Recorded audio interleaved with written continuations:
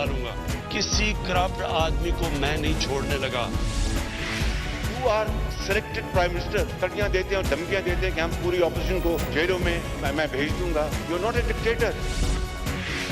तुम तो सिर्फ कठपुतली हो, तुम्हारी तोरे तो कोई और हिला रहा है।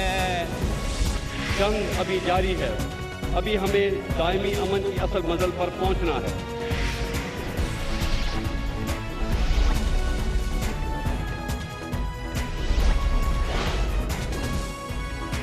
आप देख रहे हैं खबरों, तबसरों और तज्जियात पर मबनी पाकिस्तान का सबसे मोतबर न्यूज शो दुनिया, कामरान खान के साथ। अस्सलाम वालेकुम, मैं हूं कामरान खान। तकरीबन 3 माह हुए, लगभग 3 महीने में कोरोना वायरस ने दुनिया में 36 लाख लोगों को मुतासिर किया। 2.5 लाख लोगों की जानें गई, कल 30,000 लोगों की जानें गई, और इसके बावजूद लग ये रहा है, अब बिल आखिर ये लग रहा है, उम्मीद की किरण फूट रही है कि शायद इसका जोर टूट रहा है। अमेरिका और यूरोप का भयानक ख्वाब इख्तिताम पजीर हो रहा है, ऐसे आसार हैं। America, Italy, France, Spain, Germany में कोरोना वायरस का जोर टूटने के बाद लॉकडाउन में नरमी की जा रही है। यूरोप में ज़िंदगी एक बार फिर सांस लेती नज़र आ रही है। हालात आहिस्ता आहिस्ता मामूल की जानिब रेंगते हुए नज़र आ रहे हैं। बाज़ार, दफातर, स्कूल कहीं कहीं आहिस्ता आहिस्ता खुलने भी शुरू हुए हैं। इसीलिए सेंटर फॉर डिजीज़ यूरोप की सरबराह का कहना यह है कि वायरस के फैलाव की पहली लहर गुजर चुकी है और हालात में बेहतरी की पहली किरणें फूट रही हैं।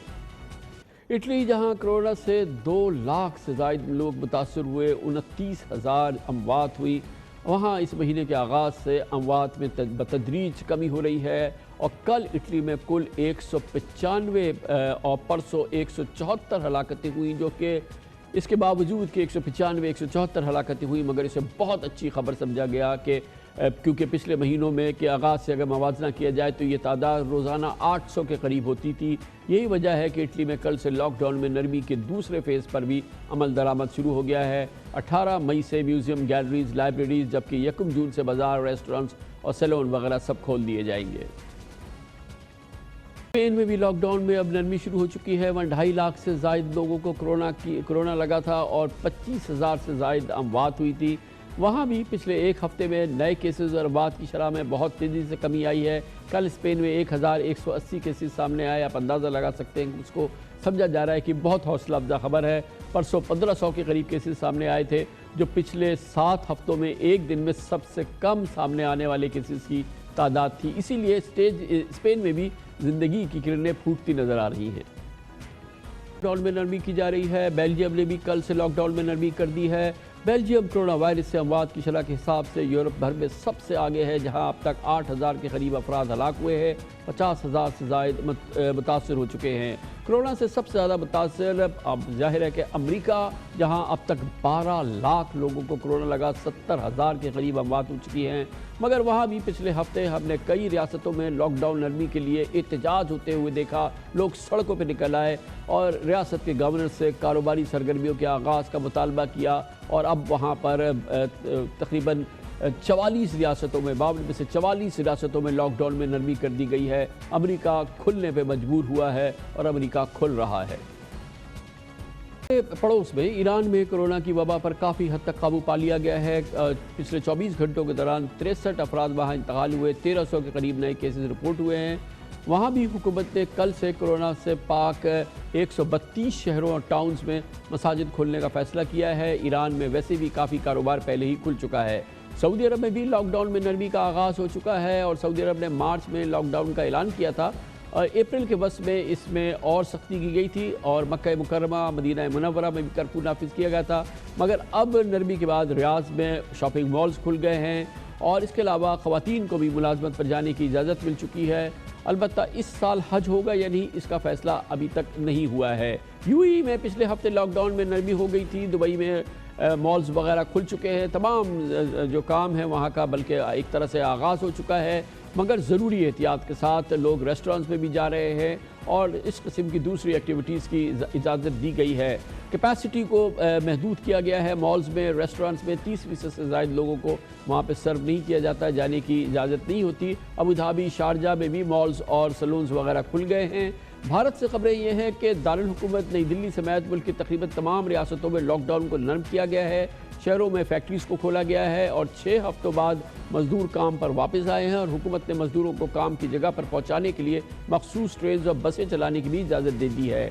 टैक्सियाँ भी अब चल रही हैं भारत में, इसकी इजाज़त दे दी गई है। ये है वो सूरत हाल जो कि वाज़ेह तौर पर दिखा रही है कि कोरोना का डरावना ख्वाब पूरी दुनिया में फ़िलहाल ढलता जा रहा है। वो अपने इख्तिताम की जानिब लगता यह है कि बढ़ता नज़र आ रहा है। पूरी दुनिया में उम्मीद की किरणें, ज़िंदगी की किरणें एक बार फिर फूट रही हैं, गो कि आहिस्ता आहिस्ता एहतियात के साथ, हद दर्जा एहतियात के साथ। और ये वही एहतियात है जो कि हम पाकिस्तान में भी हमें जिसका तकाज़ा है, जिसकी ज़रूरत है। ख़ास तौर पे इतवार को जब 10 मई से पाकिस्तान में एक मरहलावार मज़ीद नरमी का आगाज़ किया जाएगा, ऐलान किया जाएगा। और ये बहुत इम्पॉर्टेंट है क्योंकि ये रमज़ान के आखिरी 15 दिन हैं और इस दौरान पाकिस्तान के कारोबार को, तिजारत को, दुकानों को और मईशत को चलने के लिए सांस चाहिए, मौका चाहिए, मगर इसके साथ ही इंतहाई एहतियात भी लाजिम है। और हमें इस बात का यकीनी बनाना है कि जो बेहतरी की फ़ज़ा नज़र आ रही है पूरी दुनिया में, ये मुतासिर ना हो और ये बेहतर ही रहे। और पाकिस्तान में अभी बेहतरी की बहुत गुंजाइश मौजूद है, लेकिन हमें इसके लिए अपने आप को तैयार करना होगा और बेइंतहा एहतियात से काम लेना होगा।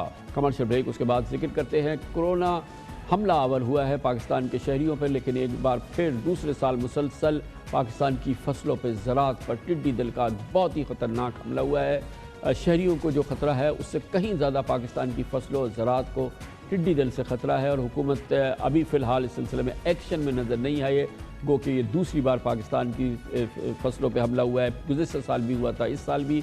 इसकी पूरी तस्वीर आपको दिखाते हैं छोटे से वक्फे के बाद।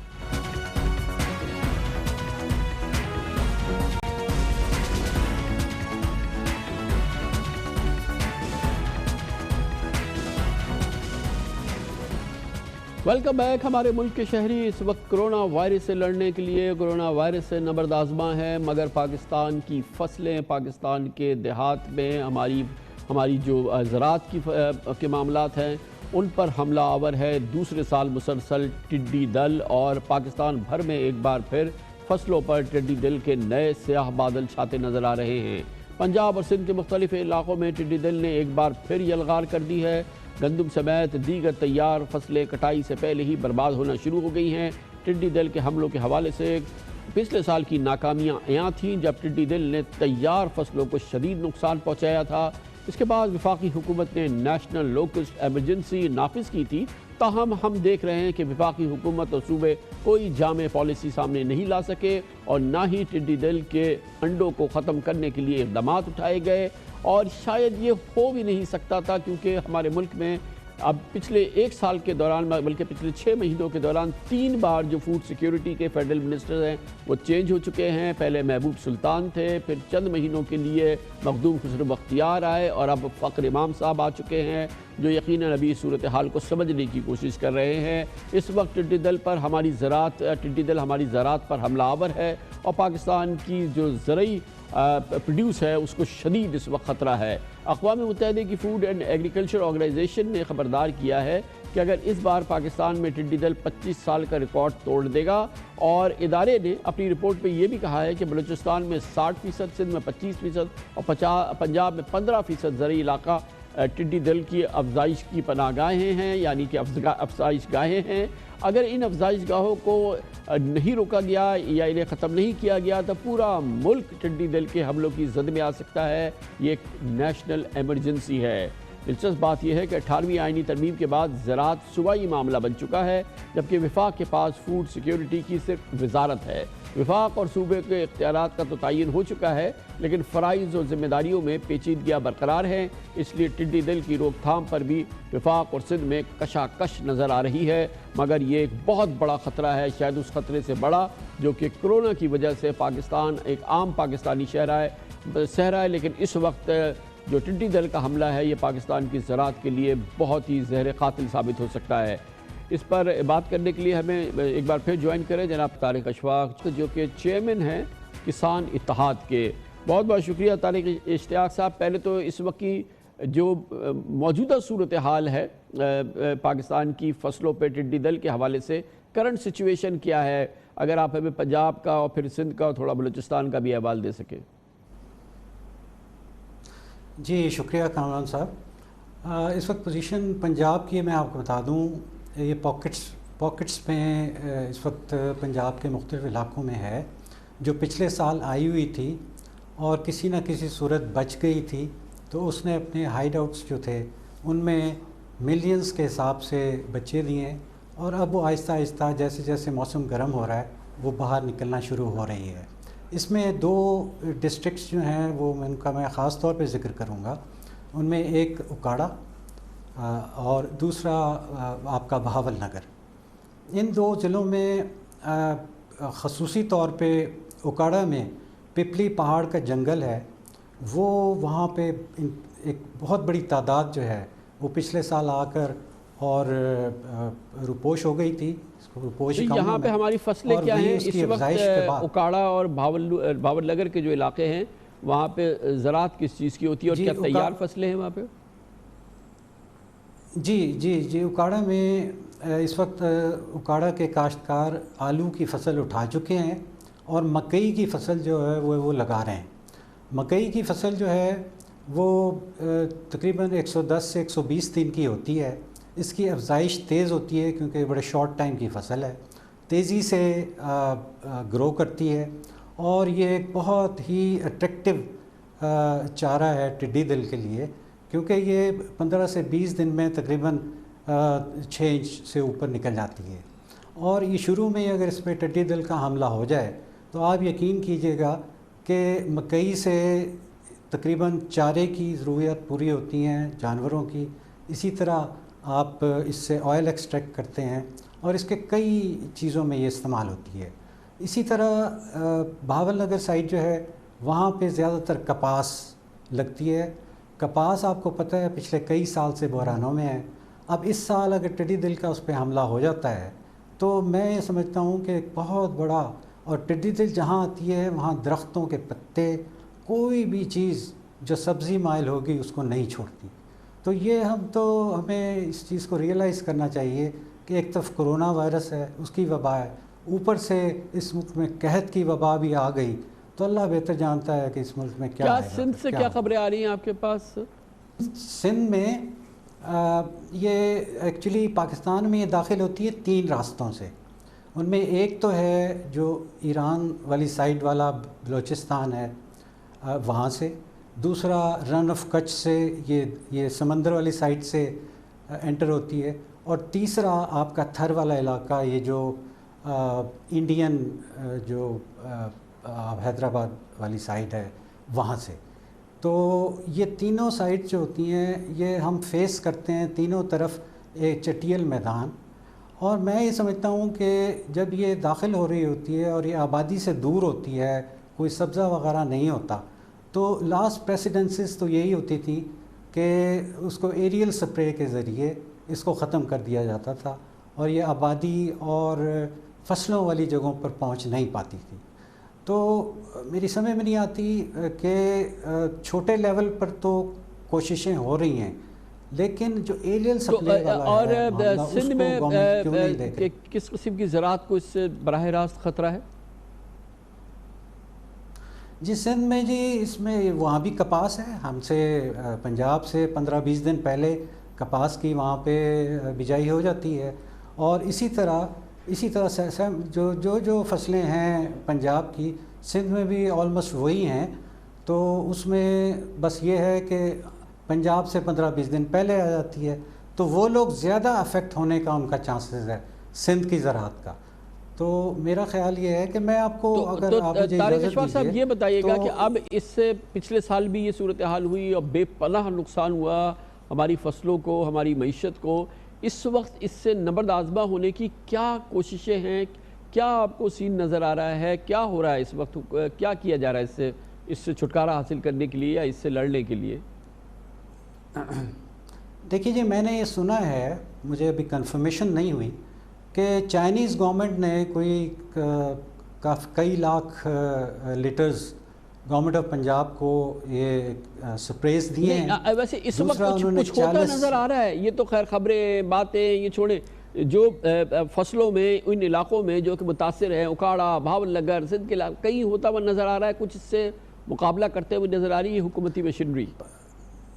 جی پنجاب گورنمنٹ کسی حد تک یہ کر رہی ہے کہ چھوٹے سپریز جو ہینڈ سپریز ہیں ان سے یہ کوشش کر رہے ہیں, لوگوں کو اویئرنیس دے رہے ہیں, کسانوں کو, کہ یہ زیادہ تر پائی جاتی ہے قبرستانوں میں, یا جیسے یہ آپ کا اکاڑے میں پیپلی پہاڑ کا جنگل ہے اس میں, تو یہ ان پاکٹس میں آ کے اور یہ چھپ گئی تھی اور اب یہ نکلنی شروع ہوئی ہے.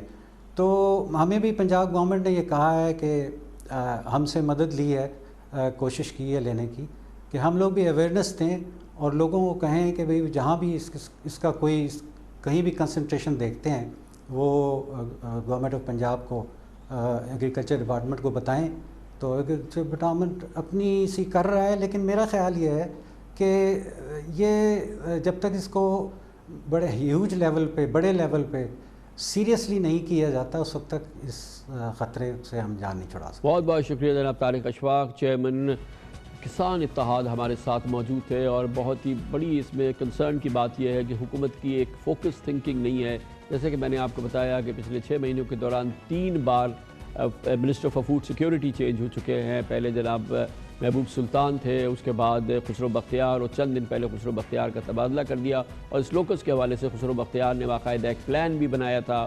ان کا کہنا یہ تھا کہ حکومت نے ان کے ساتھ, انہوں نے حکومت کو موبلائز کیا ہے اور ایک پورا ایک آپریشن جو ہے وہ لانچ کیا تھا. مگر نہ جانے خسرو بختیار صاحب کے ساتھ وہ آپریشن بھی ساتھ چلا گیا یا کیا ہوا, لیکن جو ان کے ارادے تھے جس کا انہوں نے اظہار کیا تھا وہ ہم آپ کو سنا دیتے.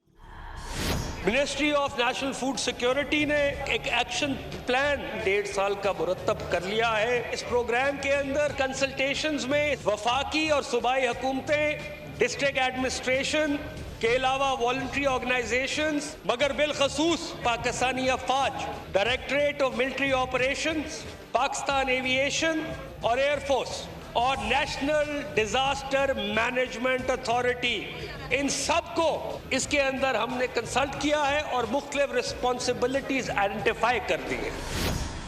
پاکستان میں اس وقت جو لوکسٹ ہے ٹڈی دل, اس کا 3-4 لیولز ہوتے ہیں. ہم اورنج میں ہیں, اس کے بعد ریڈ آ جاتا ہے. 3rd کیٹیگری پہ الارمنگ سچویشن ہے.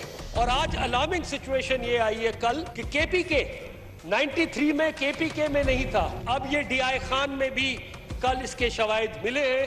ہمیں نیشنل ایمرجنسی بھی لوکس کے اوپر ڈکلیئر کرنی پڑی, اس کا بھی کوئی فیصلہ کرے. فیڈرل گورنمنٹ نے ایمرجنسی بنیادوں پر ٹیکنیکل سپلیمنٹری گرانٹ کے تحت تقریباً 50 کروڑ روپے کا بجٹ اسی سال مختص کر دیا ہے, جو پیسہ ڈی پی پی کو ریلیز ہو گیا ہے. صوبوں نے بھی ایمرجنسی بنیادوں پر کچھ پیسے دیے جس سے فیول ایوییشن اور پیسٹیسائڈز خریدی گئی. ہمیں امید یہ ہے کہ خسرو بختیار چلے گئے, مگر یہ ساری رسپانسبلٹی جو اسائن کر دی گئی تھی, تمام اداروں کو جو موبلائز کیا گیا تھا, وہ ٹڈی دل کا مقابلہ کرنے کے لیے اسی محنت سے, اسی انداز سے اب سامنے آئیں گے. جیسا کہ یہ جس کا اظہار کر رہے تھے خسرو بختیار صاحب, وہ تو نہیں رہے, اب ہے فخر امام صاحب. اور ہم اس بات کی امید ہی کر سکتے ہیں کہ ایسا ہی ہوگا جیسا کہ خسرو بختیار صاحب بتا کے کسی دوسری وزارت میں چلے گئے.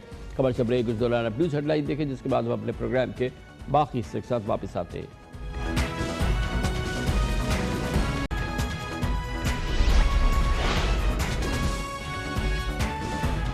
آپ دیکھ رہے ہیں خبروں, تبصروں اور تجزیات پر مبنی پاکستان کا سب سے معتبر نیوز شو دنیا, کامران خان کے ساتھ. پاکستان میں کرونا سے لڑنے, کرونا سے ہرانے کے معاملے میں گلگت بلتستان نے پاکستان کے تمام صوبوں کو پیچھے چھوڑ دیا ہے اور شاندار کامیابی حاصل کرتا دکھائی دے رہا ہے.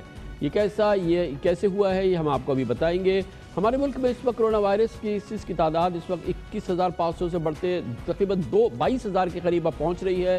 500 اموات ہو چکی ہیں. جبکہ 5,800 کے قریب مریض صحت یاب ہوئے اور تقریباً 15,200 کے قریب کیسز ابھی ایکٹیو ہے، یعنی پاکستان میں اس وقت کرونا مریضوں کی صحت یابی کی موجودہ شرح 27% ہے۔ لیکن گلگت بلتستان میں یہ شرح یعنی کہ پاکستان میں مریضوں کی ریکوری کی شرح 75% ہے۔ وہاں اب تک مجموعی طور پہ 372 کیسز کی تصدیق ہوئی تھی، جن میں سے 279 ریکور ہو چکے ہیں۔ ایکٹیو کیسز 93 ہیں اور اموات صرف 3 ہوئی ہے۔ اس لیے ہم کہہ سکتے ہیں کہ گلگت بلتستان سب سے پہلے کرونا پر قابو پا رہا ہے۔ مریضوں کی تعداد بڑی تیزی سے وہاں کم ہوئی ہے، اموات انتہائی کم ہوئی ہیں الحمدللہ۔ اور پاکستان کے دوسرے علاقوں سے اگر موازنہ کیا جائے تو گلگت بلتستان نے پاکستان کے تمام صوبوں کو پیچھے چھوڑ دیا ہے۔ مثال کے طور پہ پنجاب میں صحت یاب ہونے والے مریضوں کی موجودہ شرح 33% ہے، کے پی میں 26% ہے، سندھ میں 21%، بلوچستان میں صحت یاب ہونے والے مریضوں کی شرح 15% ہے، اور ہم نے آپ کو بتایا کہ گلگت بلتستان میں 75% مریض اب تک صحت یاب ہو چکے ہیں۔ گلگت بلتستان کی رسائی کے اعتبار سے پاکستان کا یقیناً ایک مشکل خطہ ہے۔ وہاں دور دراز علاقوں میں رسائی کے مسائل موجود ہیں۔ وہاں کرونا کا پہلا کیس 3 مارچ کو اس وقت سامنے آیا تھا جب تافتان سے زائرین کو گلگت بلتستان لایا گیا تھا۔ 23 مارچ کو مریضوں کی جان بچاتے ہوئے کسی ڈاکٹر کی سب سے پہلی شہادت بھی گلگت بلتستان میں ہوئی تھی جب 26 سالہ ڈاکٹر اسامہ ریاض جاں بحق ہو گئے تھے۔ لیکن آج گلگت بلتستان پورے پاکستان کے لیے ہم کہہ سکتے ہیں کہ رول ماڈل بن رہا ہے۔ وہاں کے 10 اضلاع میں 60 سے زائد ہاسپٹلز میں کوارنٹین مراکز کام کر رہے ہیں، جہاں ایک وقت میں 1,500 کے قریب مریضوں کو رکھا جا سکتا ہے۔ ہر مرکز میں ڈاکٹرز اور پیرامیڈیکل اسٹاف موجود ہے۔ عوام سوشل ڈسٹینسنگ پہ عمل کر رہے ہیں، حکومت کی بتائی ہوئی گائیڈ لائنز پر سختی سے عمل کرتے ہیں، اور یہی وجہ ہے کہ وہاں پچھلے ایک ہفتے میں صرف 28 نئے کیسز آئے۔ اس پر یہ یقیناً گلگت بلتستان کی ایک بہت ہی شاندار کامیابی ہے، اور اس پر بات کرنے کے لیے ہم نے خاص طور پہ دعوت دی ہے۔ ہمارے ساتھ موجود ہیں وزیر اعلیٰ گلگت بلتستان جناب حافظ حفیظ الرحمان۔ بہت بہت شکریہ چیف منسٹر صاحب، آپ نے ہمیں جوائن کیا ہے۔ اگر مختصراً میں آپ سے پوچھوں کہ وہ کیا اصول تھے جو آپ نے اور آپ کی انتظامیہ نے اپنائے جس نے گلگت بلتستان کی حد تک کرونا کے مریضوں کو نہ صرف یہ کہ بہت محدود رکھا بلکہ اس میں بہت شاندار کامیابی بھی ہمیں نظر آئی ان کی ریکوری کے حوالے سے؟ بسم اللہ الرحمن الرحیم۔ کامران صاحب، میں آپ کا شکریہ ادا کرتا ہوں کہ آپ نے بڑی ہماری حوصلہ افزائی کی ہے۔ میں سمجھتا ہوں سب سے پہلے تو اللہ رب العزت کا لاکھ لاکھ شکر ہے کہ یہ اسی کے کرم سے ممکن ہوتا ہے۔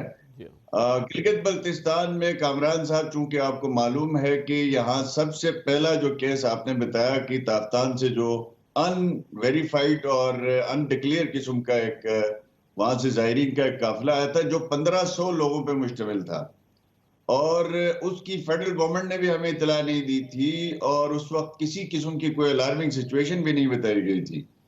ہم نے سب سے پہلے ان کو ٹریکنگ اور ٹریسنگ کا نظام شروع کیا صوبے کے اندر، FIA سے ان کا ڈیٹا لیا اور ان کے گھروں تک پہنچے، اور اس دوران ہمیں 7 کیسز جو ہے وہ ہم نے 60 وہاں سے سمپل اٹھائے، اور ان کو جب NIH بھیجا تو اس میں سے 6 کے قریب جو ہے وہ مریضوں میں کورونا مثبت آ گیا۔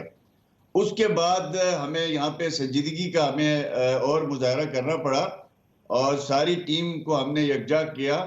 پھر دوسری طرف پھر تافتان 2 جو آیا، جو بلوچستان کے اندر تافتان میں ایران سے جو لوگ آئے تھے، وہ ایک بڑی تعداد وہاں پہ کافی دن جو ہے وہ کوارنٹائن کے نام پہ ایک ہی ہال کے اندر رکھا گیا تھا، وہ اس پہ میں نہیں جاتا، وہ تقریباً 750 کے قریب لوگ آئے۔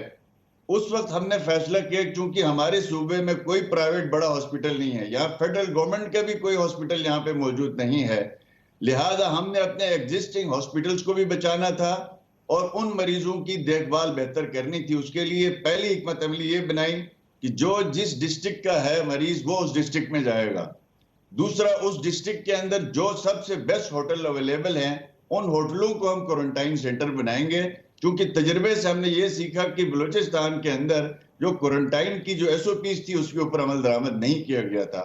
ہم نے یہاں یہ کیا کہ 1 بیڈ 1 روم 1 واش روم، اور اس کے ساتھ اس کا ڈائٹ پلان بنایا۔ ہر ایک کوارنٹائن سینٹر کے اوپر ہم نے ایک نیوٹریشن پلان جو ہے وہ ڈاکٹر کو رکھا، وہ 3 ٹائم کا جو ان کا کھانا ہے، اس طرح سے آپ نے کم از کم یہ جو زائرین والا جو سیگمنٹ تھا اس کو تو آئسولیٹ کر دیا، پھر باقی پھر یہ جو ٹرانسمیشن ہوئی ہے، لوکل ٹرانسمیشن ہوئی ہے، اس کو کیسے کنٹین کیا؟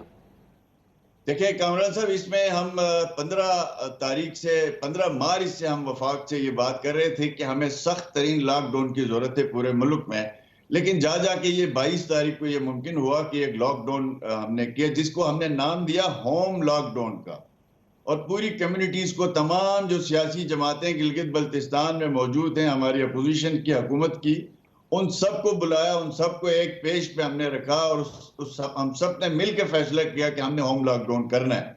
اس ہوم لاک ڈاؤن میں عوام نے، مذہبی، سیاسی، ملی، خیراتی تمام تنظیموں نے بڑھ چڑھ کر حصہ لیا، جس کی وجہ سے الحمدللہ جو اس کے جو کانٹیکٹ تھے، جو اس نے آگے بڑھنا تھا، اس کو روکنے میں ہم کسی حد تک کامیاب ہوئے۔ آج پھر دوسری بات یہ ہے کہ کامران صاحب، ہم نے جو اس لاک ڈاؤن کے دوران جو بازار کھلے تھے، جو ہم نے کچھ میڈیکل سٹورز اور گروسری سٹورز وغیرہ، ہم نے پہلی فرصت میں جب ہمیں موقع ملا تو ہم نے ان سب کا ٹیسٹ کیا، ان سب کو ہم نے جو ہے وہ کورونا ان کا ٹیسٹ کیا، الحمدللہ اس میں سے کچھ لوگ نکلے، پھر ان کا کانٹیکٹ ڈھونڈا، ان کو ہم نے ٹریس کیا۔ اللہ کا شکر ہے کہ اس وقت آج جب میں آپ سے بات کر رہا ہوں، آپ نے آلریڈی تفصیلات دی ہیں، اس وقت گلگت بلتستان میں 386 جو ہے وہ کورونا پیشنٹ جو ہے وہ ٹیسٹ کے ذریعے ثابت ہوئے، اور اس میں سے 282 جو ہے وہ الحمدللہ جو ہے وہ ریکوری وہ کر گئے ہیں، وہ فارغ ہو چکے ہیں، اپنے گھروں کو جا چکے ہیں۔ ہمارے پاس اس وقت 101 مریض ہیں جو ہمارے کوارنٹائن سینٹروں میں موجود ہیں، اور ساتھ ہم نے اس دوران جو ہے وہ ہماری تمام جو سول ملٹری یہاں پہ الحمدللہ پاک فوج نے بڑھ چڑھ کے ہمارے ساتھ دیا ہے جی بی میں، اور ہماری سول ایڈمنسٹریشن اور پولیٹیکل ٹیم، ہم سب نے مل جل کے ایک ٹیم کی شکل میں کام کیا، جس کی بدولت اللہ کا لاکھ لاکھ شکر ہے۔ اس دوران حافظ صاحب، یہ میں دیکھ رہا ہوں کہ جتنے بھی پیشنٹ تھے ان کو آپ نے ان کے گھر نہیں جانے دیا، اور ان کو، حالانکہ آپ کے پاس کوئی بڑا فیڈرل گورنمنٹ کا ہاسپٹل نہیں ہے، کوئی بڑا سرکاری ہاسپٹل نہیں ہے، مگر ان سب کو، ایک ایک پیشنٹ کو آپ نے خود، یعنی کہ حکومت گلگت بلتستان نے خود کوارنٹین کیا اور ان کو سنبھالا، ہر پیشنٹ کو علیحدہ علیحدہ آپ نے سنبھالا ہے۔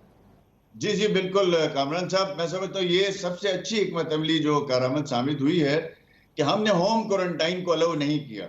ہم نے جو بھی شخص تھا، یقیناً جانے کہ آپ شگر میں سرینا ہوٹل ہے، جو پاکستان میں لوگ بڑے خواب دیکھتے ہیں، وہاں پہ آ کے ہم رات گزارے ہیں، قلعہ فورٹ ہے، اس ہوٹل کو بھی ہم نے کوارنٹائن سینٹر بنایا، جو بیسٹ ترین کوالٹی اویلیبل تھی ہوٹلوں کی، وہ ہم نے انوالو کی، اور 2000 کے قریب ہم نے ہوٹل کے کمرے ریزرو کیے تھے، اور وہاں پہ ہم نے اپنے کوارنٹائن سینٹرز بنا دیے تھے، اور اللہ کے لاکھ لاکھ شکر ہے کہ پھر ڈائٹ پلان ان کا اچھا رہا، ان کی امیونٹی سسٹم جو ہے اس کو بہتر کرنے کے لیے ہم نے بیسٹ سے بیسٹ، یعنی ٹراؤٹ فش بھی ہم یہاں پہ اپنے جو ہے وہ مریضوں کو ہم دیتے رہے، اور اللہ کے شکر ہے کہ ان کو پھر ماحول بھی اچھا دیا، صاف ستھرے ان کے جو ہے وہ ماحول میں ان کو رکھا، جس کی وجہ سے اللہ کا شکر ہے کہ آج یہ جو ہے وہ کافی حد تک بہتری ہے۔ لیکن میں سمجھتا ہوں کہ کامران خان صاحب، اگر یہ ایک ایسا وائرس ہے کہ اگر یہ سندھ کے ٹنڈو آدم میں بھی موجود ہے تو گلگت بلتستان میں موجود ہے۔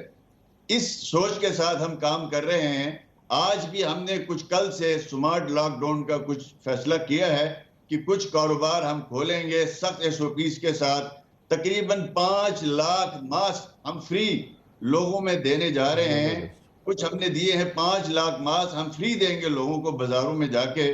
اس کے بعد اگر کوئی لوگ پھر بھی ماسک اگر نہیں پہنیں گے تو ہم نے آج یہ فیصلہ کیا ہے کہ 100 روپے کا، چاہے وہ غریب ہے چاہے امیر ہے، اس پہ کم سے کم جرمانہ کیا جائے گا، وہ 100 روپے سے اسی وقت ماسک خرید کے اس کے ہاتھ میں جو ہے وہ دے دیے جائیں گے، تاکہ ہم اگر ماسک، دستانے اور اگر یہ سوشل ڈسٹینسنگ کر سکے تو ہم شاید اگلے 2 سے 3 دنوں کے اندر شاید گلگت بلتستان کو کھول سکتے ہیں۔ یقیناً آپ اور آپ کی انتظامیہ، اور خاص طور پہ آپ اور آپ کی انتظامیہ اور گلگت بلتستان کے تمام شہری مبارکباد کے مستحق ہیں۔ یہ ایک بہت بڑی کامیابی ہے جس انداز سے آپ نے مینج کیا ہے گلگت بلتستان کے اندر کرونا کو، اور جس انداز سے اس کو کنٹین کیا ہے، اور پھر جس انداز سے ریکوریز ہوئی ہے، ایک ایک پیشنٹ کو کیئر کی ہے، اس کو سنبھالا ہے، یقیناً یہ بہت ہی اس کی جتنی بھی تحسین کی جائے، خراج پیش کیا جائے، اس کو وہ کم ہے۔ بہت بہت شکریہ حافظ حفیظ الرحمان، چیف منسٹر گلگت بلتستان۔ کیا شاندار مثال ہے، کیا شاندار پرفارمنس جو پیش کی ہے، پورے پاکستان کے لیے رول ماڈل ہے، اور یقیناً پاکستان کے دوسرے صوبوں کے لیے جہاں پر ہم باتیں تو بہت سن رہے ہیں لیکن کام جو ہے وہ بالکل ہمیں نظر نہیں آ رہا، بلکہ اس میں جو تباہی کی صورتحال ہے اس کی جھلک ہم آپ کو دکھائیں گے وقفے کے بعد، جب ہم ذکر کریں گے کراچی کا اور حکومت سندھ کی جو صحت کی سچویشن ہے، یہاں پہ جو صحت کے مراکز ہیں، جو تباہ کن صورتحال دیکھنے میں آئی، دردناک المناک موت ہوئی ڈاکٹر فرقان کی، کرونا مریض، اور ان کو کوئی ہاسپٹل لینے کو تیار نہیں ہوا، انہیں کسی جگہ ایڈمیشن نہیں ہوا، ان کو وینٹیلیٹرز نہیں دیے گئے، ان کی موت ہو گئی۔ اور اس کے بعد حکومت سندھ اس کی تحقیقات 3 سرکاری اپنے ہی ڈاکٹرز سے کرانا چاہ رہی ہے اس پورے واقعے کی، اور ایک عجب سی خاموشی ہے اس شہر میں، پاکستان کا سب سے بڑا شہر، جہاں پر اب تمام بڑے ہاسپٹل میں عملاً اس کے دروازے قریب المرگ اور شدید ترین اور علیل ترین مریضوں کے لیے عملاً بند ہیں۔ ہم پروگرام میں پہلے بھی کہہ چکے ہیں لیکن آج بھی یہ صورتحال ہے، اس کی بات کریں گے چھوٹے سے وقفے کے بعد۔ اس پروگرام میں کئی بار ہم تفصیل سے ذکر کر چکے ہیں کہ کورونا کی موجودہ صورتحال میں پاکستان کے خاص طور پہ شہر میں رہنے والے غیر کورونا مریضوں کا بہت برا حال ہے، خاص طور پہ شدید علیل اور خاص طور پہ جو ضعیف العمر مریض ہوتے ہیں، ڈاکٹرز ان کو ہاسپٹلز ان کو لینے کے لیے تیار نہیں ہیں، ان کو ایمرجنسی میں داخلہ نہیں ملتا، اور عام طور پہ دیکھنے میں آیا ہے کہ جتنا شدید علیل مریض ہوگا اتنا اس کے لیے مشکل ہوگا ڈاکٹرز ہاسپٹلز میں ایڈمیشن ہونا، اور اس میں چاہے نجی ہاسپٹلز ہوں چاہے سرکاری ہاسپٹل ہوں، اور خاص طور پہ نجی ہاسپٹلز تو ان کو چھونے کے لیے تیار نہیں ہوتے۔ بہانہ بنا دیا جاتا ہے کہ کرونا کا ٹیسٹ لے کر آئیں، اور کرونا کا ٹیسٹ کرانا پھر ایک وہ جان جھونکوں کا کام ہوتا ہے، اور اس کے بعد اتنی دیر میں اکثر دیکھا گیا ہے کہ ان ضعیف العمر لوگوں کی موت ہو جاتی ہے۔ بہت ہی دردناک منظر ہے غیر کورونا مریضوں کا اس وقت ہسپتالوں میں داخل ہونا، خاص طور پہ شدید ترین علیل مریضوں کا، اور رات کے وقت نجی ہاسپٹلز کے قریب بھی جانا ایک بہت ہی مشکل عمل ہے، اور یقیناً اس حوالے سے سرکاری ہاسپٹل کی تو صورتحال کسی تبصرے کا محتاج نہیں ہے۔ اسی صورتحال میں پرسوں جو واقعہ ہوا ہے اس نے پوری قوم کے ضمیر کو جھنجھوڑ دیا ہے، اور اسی پوری صورتحال کی بہت ہی ایک بھیانک انداز میں عکاسی کی ہے، اس کی تصدیق کی ہے، جب ڈاکٹر فرقان الحق جو کہ میڈیکل پروفیشن سے تعلق رکھتے ہیں، ان کی حالت بگڑی، وہ کرونا سے متاثر تھے اور وہ کراچی کے مختلف ہاسپٹلز پہنچتے رہے وینٹیلیٹرز کی تلاش میں یا ایڈمیشن کی تلاش میں، اور یقیناً کیونکہ ان کی حالت انتہائی خراب تھی، وہ کرٹیکل تھے، ان کی بیوہ ان کو کراچی کے ایک ہاسپٹل سے لے کے دوسرے ہاسپٹل تک جاتی رہی، حتیٰ کہ ان کی موت ہو گئی اور ان کو میڈیکل کیئر نہیں ملی۔ یہ وہ صورتحال ہے جو کہ پوری قوم کے لیے بھی اور ہم سب کے لیے ہلا دیا ہے اس نے، کہ جب ایک میڈیکل ڈاکٹر کے ساتھ یہ ہو رہا ہے تو جس بات کی عکاسی ہم اس پروگرام میں کر رہے ہیں اس سے بڑھ کے اس کی کنفرمیشن نہیں ہو سکتی، اور ایک مریض پہ اس کے اٹینڈنٹ ہوتے ہیں وہ کیا گزرتی ہے وہ خود سنایا اس دردناک کہانی کو، اس انتہائی المناک سانحے کو ڈاکٹر فرقان الحق کی بیوہ نے، جو مختلف چینلز میں گئی اپنے اندوہ کی، اپنی غم کی اور اپنی اس ظلم کی کہانی کو سنانے کے لیے۔ جس دن ان کو ہوا تھا فیور تو میں ان کو کمرے میں لے کے ہم الگ ہو گئے تھے بالکل۔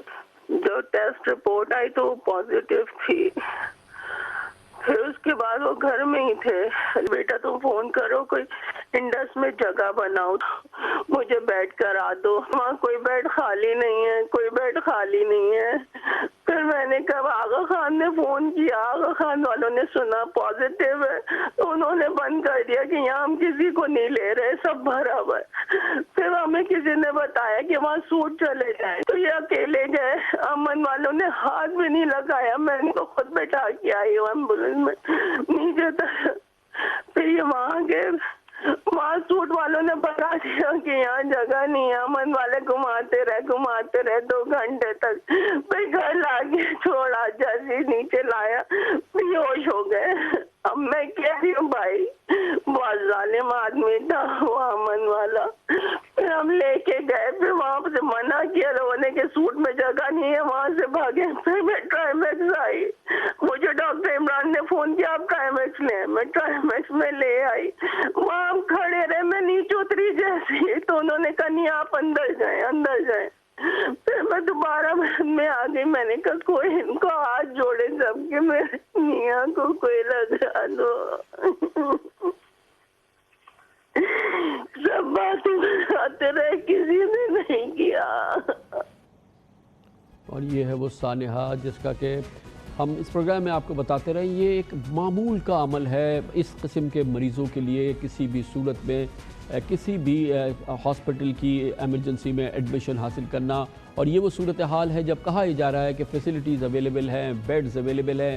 اور اس واقعے کا ذکر ہوا national command and operation centre کی میٹنگ میں کل, اور وہاں پر چیئرمین NDMA نے, لیفٹیننٹ جنرل محمد افضل نے اس حوالے سے, اور جناب اسد عمر نے, وفاقی وزیر نے باقاعدہ اس سچویشن کو ڈسکس کیا, اور کراچی کے ہاسپٹلز کی جو سچویشن وہاں پہ موجود تھی اس کا ذکر ہوا. اس کے پس منظر میں آپ اندازہ لگا سکتے ہیں کہ اگر یہ ریسورسز اور یہ فیسلٹیز اویلیبل تھی تو ایک میڈیکل ڈاکٹر کے ساتھ ایسا ہوا ہے تو ایک عام پیشنٹ کے ساتھ کیا ہو رہا ہوگا. وہاں پر جو گفتگو ہوئی ہے national command and control centre میں جنرل افضل اور جناب اسد عمر کے درمیان, وہ ہم آپ کو دکھاتے ہیں.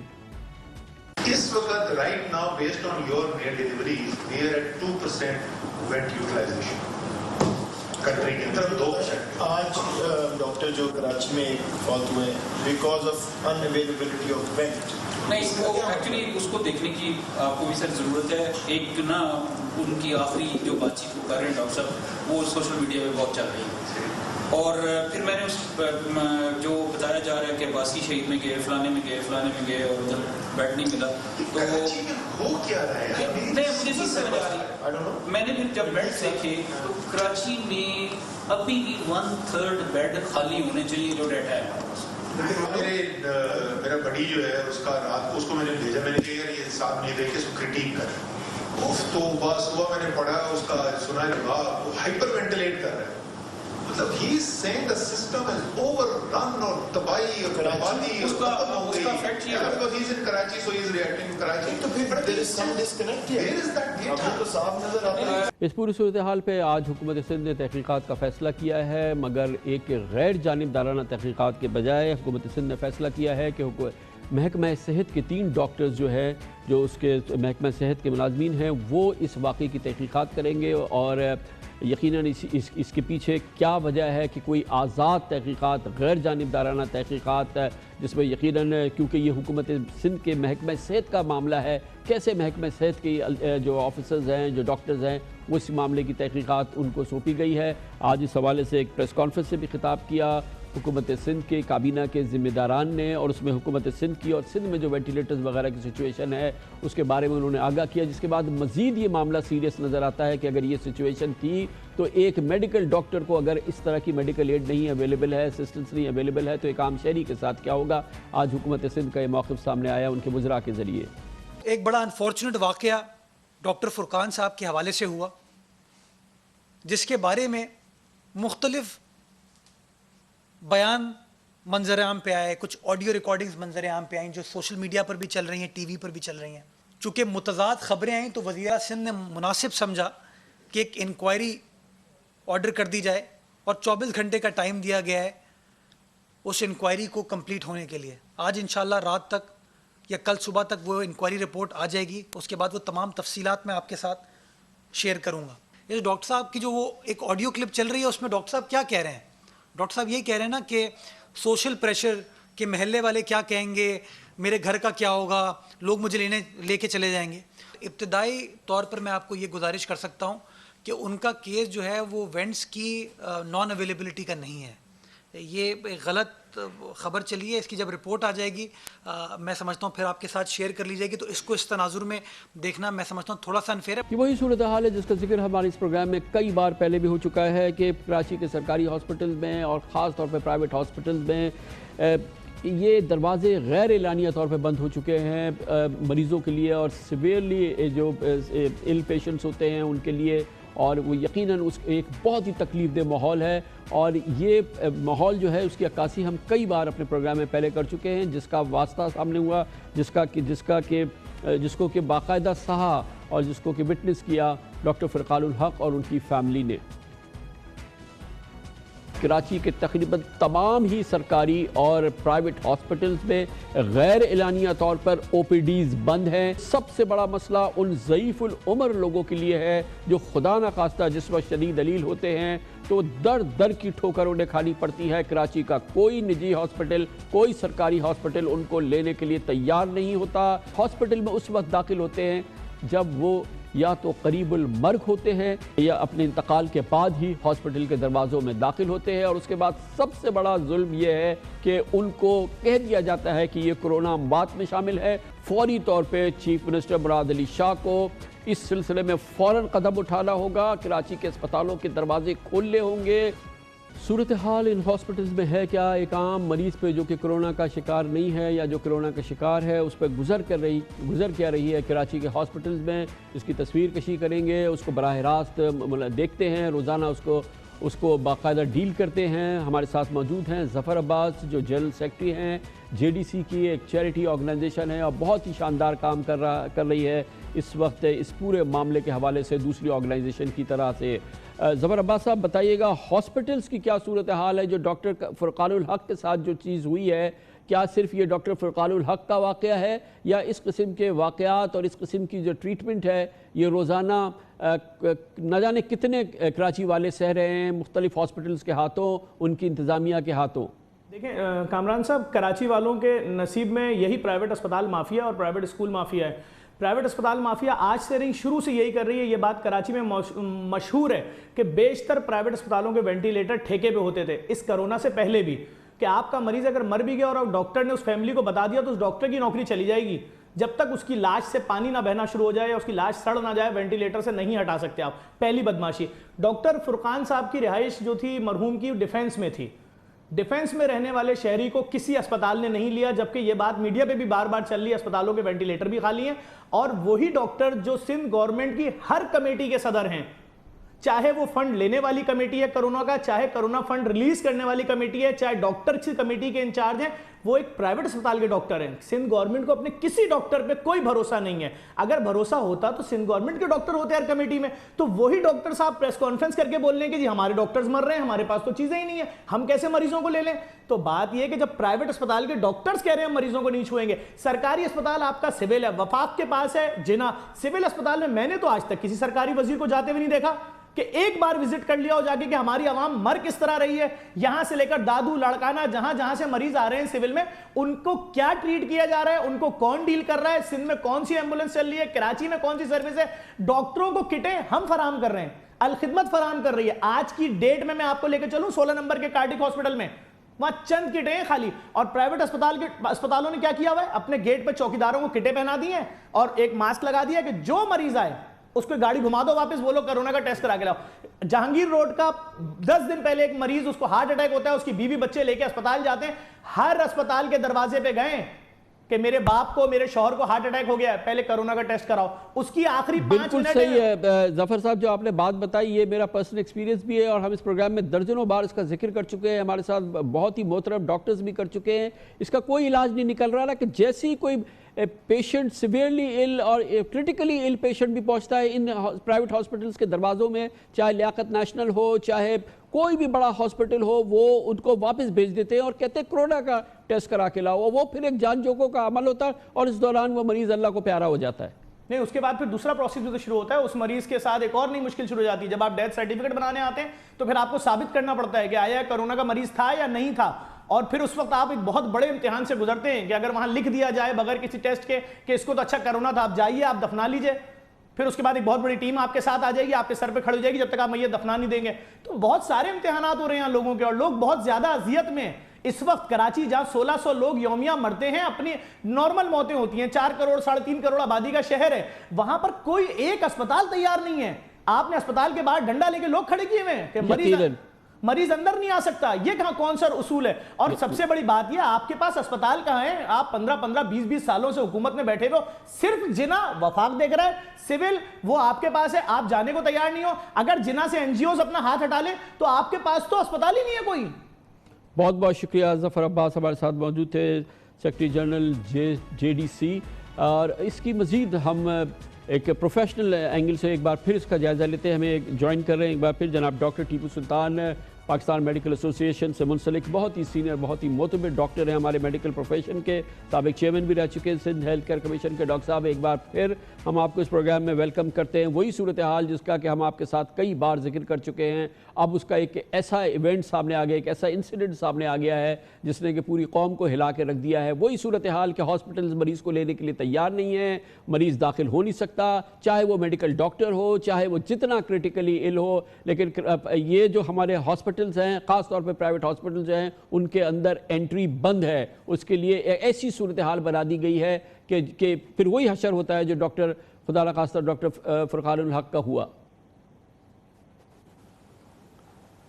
जी कामरान, बहुत सही अक्कासी की आपने। मैं आपकी सारी बातों का सिर्फ एक लाइन में कहना पसंद करूंगा कि एक पुरानी कहावत है कि जो बोओगे वो काटोगे। यहाँ तो सितम ज़रीफ़ी ये है कि हमने कुछ बोया ही नहीं जो हम कुछ काटें। हेल्थ डिपार्टमेंट और साथ में एजुकेशन डिपार्टमेंट का मैं जिक्र करता चलूँ कि यहाँ तो कुछ इन्वेस्टमेंट हुआ ही नहीं है, कुछ तरक्की की बात ही नहीं हुई है। और यहाँ चाहे प्राइवेट सेक्टर हो या गवर्नमेंट सेक्टर हो, दोनों का बहुत बुरा हाल है। प्राइवेट सेक्टर पैसे बनाने में मसरूफ़ हैं, चाहे जो भी हो, और चाहे मुख्तलिफ पैसों लेते हैं। पब्लिक सेक्टर अस्पतालों का आलम यह है कि वहाँ तो उसकी ठीक से देखभाल हुई नहीं। और ये एकदम सही बात है कि इस वक्त अगर कोरोना का लेवल लग गया तो उसको कुछ छुएगा भी नहीं। इंतहाई लेकिन डॉक्टर साहब, ये तो जुल्म तो ये है कि कोरोना चले कंफर्म हो जाए फिर भी आप ना छुएं, ये तो कोई बात ही नहीं है। लेकिन वो तो एक अजीब सी बात करते हैं, बोलते हैं कोरोना का टेस्ट करा के लाओ। और जब वो बेचारा करीबुल मरीज जो है वो कोरोना का टेस्ट कराने के लिए घूमता है, वो कहते हैं आपके वो सिम्टम है नहीं कि आपका हम कोरोना का टेस्ट करें। इसी भाग दौड़ के अंदर उसकी बेचारे की जान चली जाती है। जी हाँ, एकदम सही बात है। परसों तरसों मेरे साथ रिश्तेदार के साथ हुआ कि कोरोना पॉजिटिव था, कोई उसको देखने के लिए तैयार नहीं था, आगा खान से लेकर के सारे लोग। और अगर वो कोरोना पॉजिटिव है तो भी नहीं छुएंगे, और अगर ना है तो टेस्ट करा के लाओ, और टेस्ट कराने के बाद दूसरी मुसीबत। तो ये तो बहुत बड़ा अलमिया है। ज़रूरत इस बात की है कि इसको रिवैम्प करने की ज़रूरत है। हेल्थ डिपार्टमेंट सारे पाकिस्तान में और सिंध में बहुत बुरा हाल है, पब्लिक सेक्टर अस्पताल का भी और प्राइवेट सेक्टर का अस्पताल भी। और मरीज़ बेचारा इंक्लूडिंग डॉक्टर फुरकान ये बहुत ही परेशानी में मुब्तला रहे और उनकी मौत तक हो गई।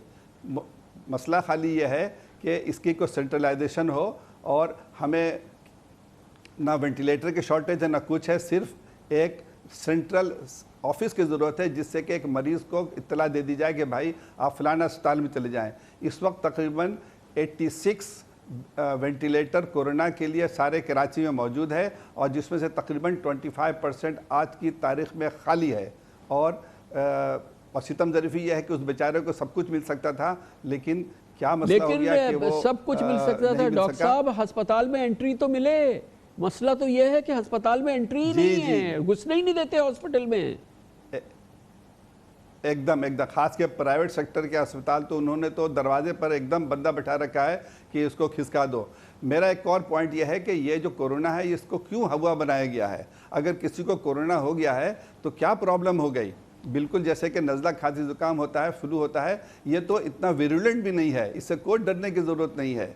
अगर किसी को कोरोना है तो है, इसमें कोई क्या परेशानी की क्या बात है, और उसका इलाज मुयस्सर है, हम उससे बात कर सकते हैं, सब कुछ कर सकते हैं। हमारे मीडिया ने, हमारे डॉक्टरों ने, हमारी सरकार ने इसको ऐसा हुआ बनाया हुआ है जैसे कि छूत की बीमारी है, क्या मुसीबत है। और ऐसी कोई प्रॉब्लम नहीं है कि अगर किसी को कोरोना है तो है, और उसका इलाज अवेलेबल है, उसका आइसोलेशन हो सकती है, उसको क्वारंटीन हो सकती है, उसको दाखिल किया जा सकता है, तो कोई प्रॉब्लम नहीं है। ज़रूरत इस बात की है कि लोगों को आगाही दी जाए कि भाई ये कोई प्रॉब्लम नहीं है, अगर कोरोना हो गया तो हो गया, मतलब कि मगर वो आगाही डॉक्टर साहब हॉस्पिटल को नहीं है, जो हॉस्पिटल को ही आगाही नहीं है। एक आम पाकिस्तानी को, एक आम बेचारे शहरी को क्या होगा, हॉस्पिटल अपने डॉक्टर को अंदर नहीं घुसने दे रहा है, वो मर रहा है उसको अंदर नहीं घुसने दे रहा है हॉस्पिटल। हाँ, एकदम सही कह रहे हैं कि अस्पताल कौन चला रहा है, हमारे डॉक्टर चला रहे हैं या मैनेजर्स चला रहे हैं। और अगेन ज़रूरत इस बात की है कि ये डेलिबरेट है, ये ज़ाती है, जुल्म है ये एक आम आदमी के साथ, और उसको ये सहूलत बेसिक फंडामेंटल राइट है, मेरा हक हासिल है, एक आम आदमी का हक हासिल है कि उसको ये फंडामेंटल राइट मिले। अगर उसको कोरोना है तो he has got a passport to inter any hospital, और क्यों नहीं उसको घुसने दिया जाता। और ये मेरा फंडामेंटल राइट मुझसे छीना गया है, اور اس کو ملنا چاہیے. بہت شکریہ ڈاکٹر ٹیپو سلطان ہمارے ساتھ موجود تھے. پاکستان کے بہت ہی معتبر سینئر ڈاکٹر ہیں. اب اس پہ ہم لیں گے حکومت کا موقف اور ایک بار پھر ہمیں جوائن کریں گے حکومت سندھ کے بہت ہی مستند ترجمان ہیں وزیر تعلیم جناب سعید غنی ہمارے ساتھ موجود ہیں.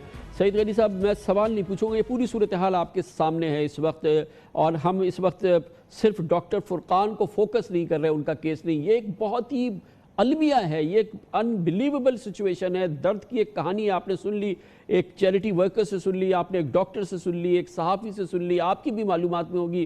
ہمارے ہاسپٹلز میں گھس ہی نہیں پا رہا ہمارا مریض, چاہے وہ ڈاکٹر ہو چاہے ایک عام انسان ہو. اس کا کیا علاج ہے, یہ بتائیے کہ اس پہ کیا کر رہی ہے حکومت؟ تو میں بہت ادب سے آپ سے گزارش کروں کہ دیکھیں جو صورتحال آپ بتا رہے ہیں میں اس سے ڈس ایگری نہیں کر رہا. حالات ٹھیک نہیں ہیں اور یہ کوئی حکومت نہیں چاہتی کہ اس قسم کے حالات رہیں, کوئی سیاسی جماعت نہیں چاہتی کہ اس قسم کے حالات رہیں. اگر آج شہریوں کو تکلیف ہو رہی ہے, چاہے وہ صحت کے شعبے میں ہو رہی ہو, چاہے وہ کاروبار کے حوالے سے ہو رہی ہو, تو صوبائی حکومت کو اس سے کوئی فائدہ نہیں مل رہا ہے. ہمیں بھی تکلیف ہو رہی ہے اس سے.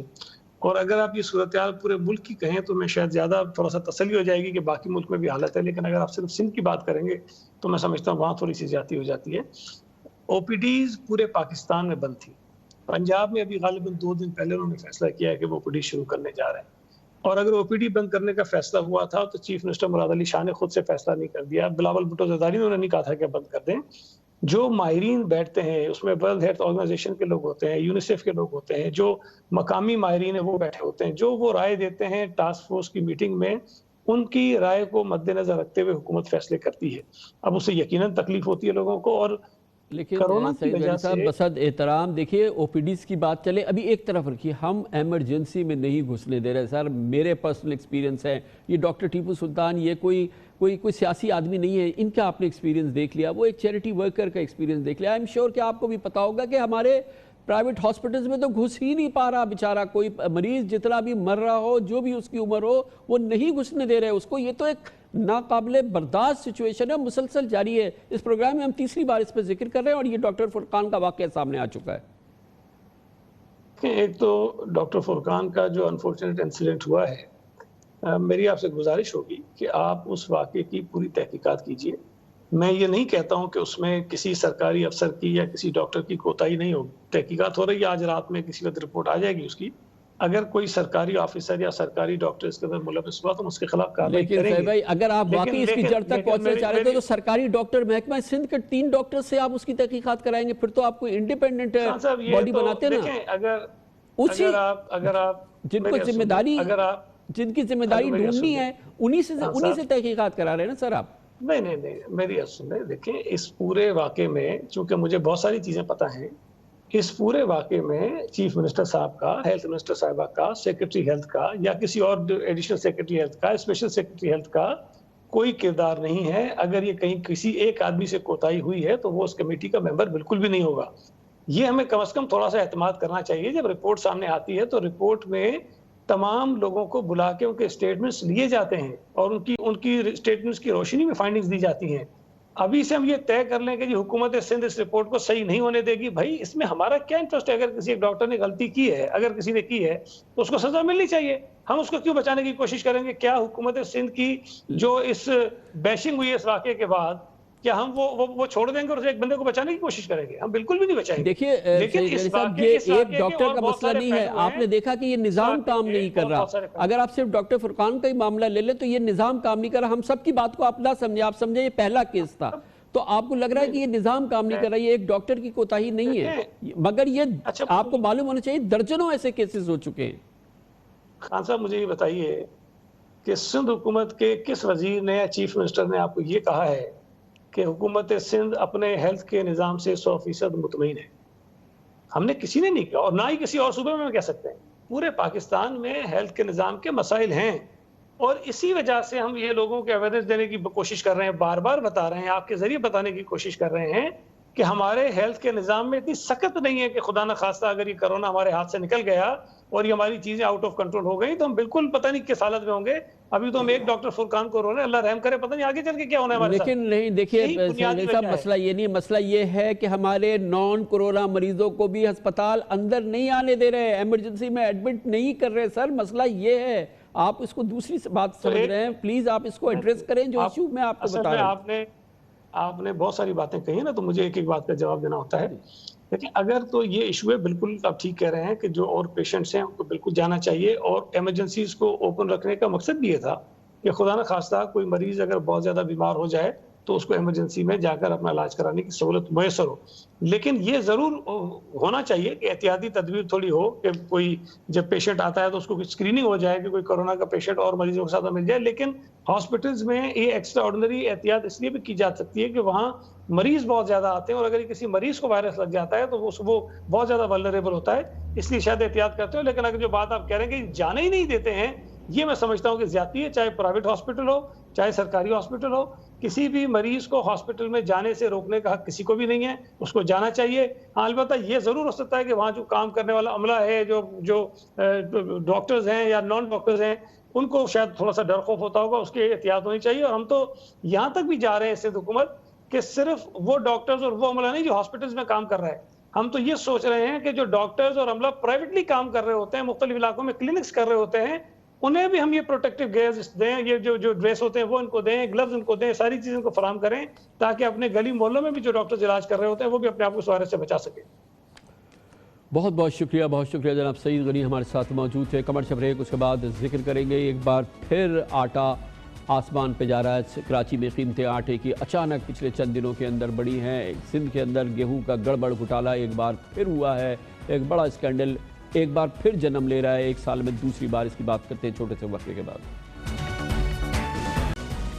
سندھ کے رہنے والوں پر, خاص طور پہ کراچی والوں کے لیے ایک بڑی مصیبت کا سامان ایک بار پھر پیدا ہو رہا ہے. ایک بار پھر آٹے کی قیمتیں آسمان کی طرف گامزن ہیں. ایک اور گیہوں گڑبڑ گھوٹالہ سندھ میں ہو گیا ہے. سندھ میں اچانک جو گیہوں پروکیور کی گئی تھی وہ غائب ہونا شروع ہو گئی ہے, اور آج حکومت سندھ نے باقاعدہ اس کی تصدیق کی ہے. مراسلے کے ذریعے ڈپٹی کمشنرز وغیرہ سے کہا گیا ہے کہ فوری طور پہ اقدامات کریں اور دیکھیں کہ کیا گندم کی ذخیرہ اندوزی ہو گئی ہے یا سندھ سے گندم جو ہے وہ کیسے غائب ہو گیا ہے. مگر یہ باقاعدہ مافیا حرکت میں آئی ہے, اور ایک بار پھر شہریوں کو اس کی بڑی قیمت چکانی پڑے گی. اور پہلے ہی کراچی میں آٹے کی قیمتوں میں زبردست اضافہ شروع ہو گیا ہے. اس پورے اسکینڈل کی اور اس سال کے گیہوں کے حوالے سے, آٹے کے حوالے سے دوسری بار اس اسکینڈل کی ہم آپ کو تفصیلات دیں گے اس رپورٹ میں.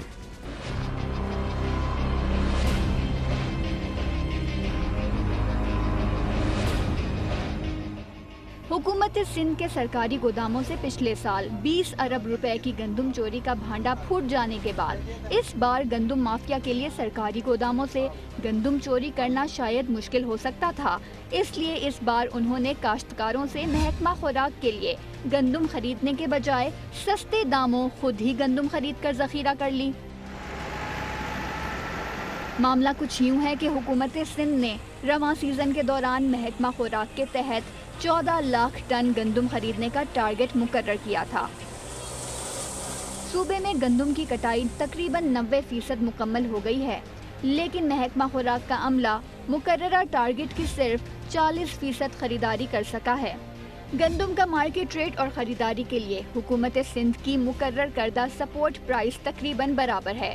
اس لیے محکمہ خوراک نے ہر سال کی طرح اس بار بھی رشوت کے بغیر کاشتکاروں کو باردانہ دینے میں رکاوٹیں لگائیں اور سوچے سمجھے منصوبے کے تحت کاشتکاروں کو گندم بیچنے کے لیے مارکیٹ کا رخ کرنا پڑا. جہاں محکمہ خوراک کے افسران رشوت لے کر پہلے ہی گندم ذخیرہ کرنے والے بیوپاریوں کو خریداری کا گرین سگنل دے چکے تھے. ساتھ ہی گندم کی بین الصوبائی نقل و حرکت پر پابندی عائد ہونے کے باوجود مبینہ طور پر اربوں روپے رشوت لے کر سندھ کی نئی فصل کی گندم بیوپاریوں کو دیگر صوبوں اور افغانستان لے جانے کی اجازت دے دی.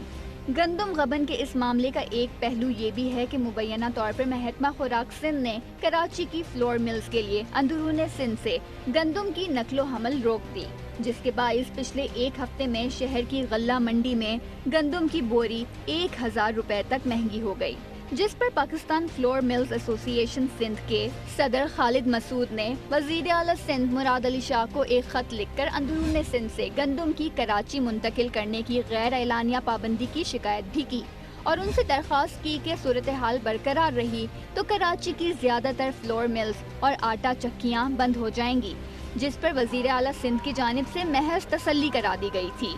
اب صورتحال یہ ہے کہ سندھ کا کاشتکار اپنی گندم تقریباً بیچ چکا ہے اور حکومت سندھ نے محکمہ خوراک پر زور دیا ہے کہ ہر صورت میں 14 لاکھ ٹن گندم کی خریداری کا مقررہ ٹارگٹ پورا کیا جائے، ورنہ اس سال کے آخر میں بھی صوبے میں گندم اور آٹے کا بحران شدید ہو سکتا ہے۔ یعنی پہلے ذخیرہ اندوزوں کو سستے داموں گندم کی فروخت سے کک بیکس لیا گیا اور اب ان ذخیرہ اندوزوں سے خود ہی مہنگی گندم خریدی جائے گی۔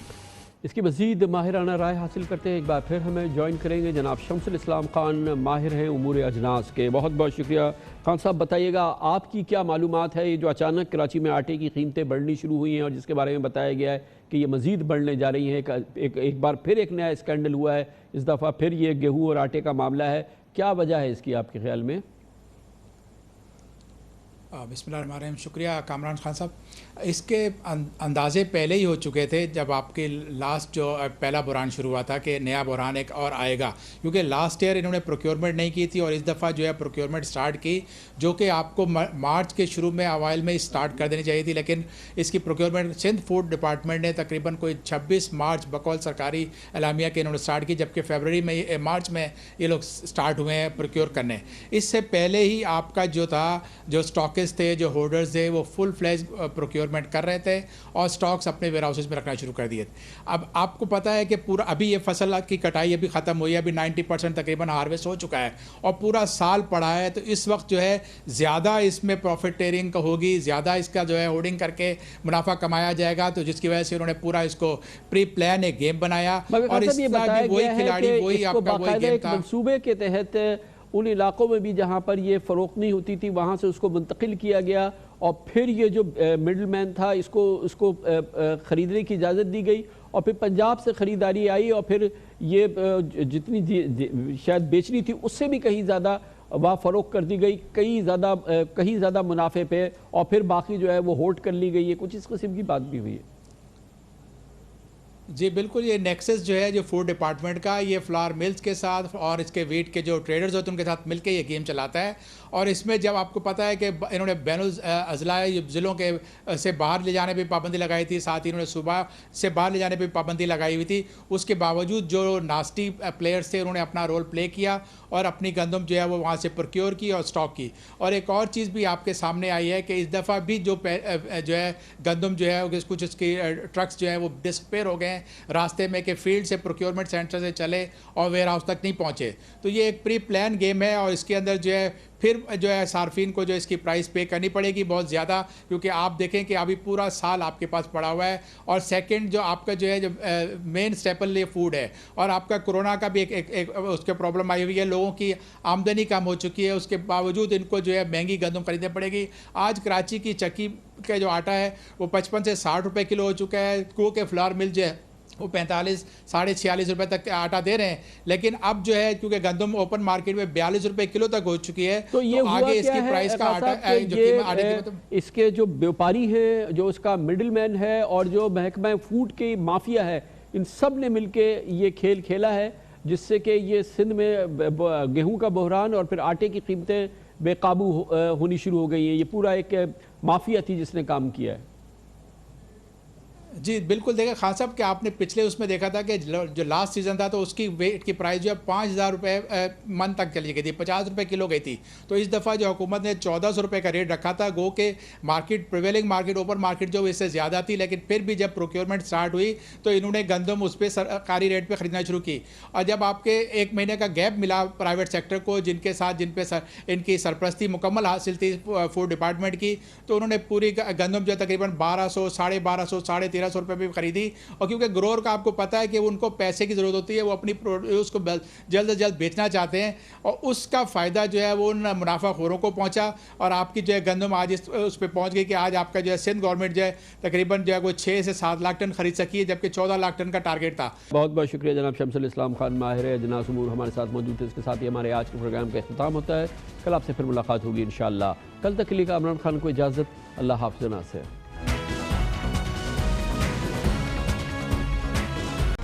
Hi, it's Sayyeda Shanaz here. Thank you for watching Dunya News. For more videos and updates, don't forget to click the subscribe button. Keep watching Dunya News.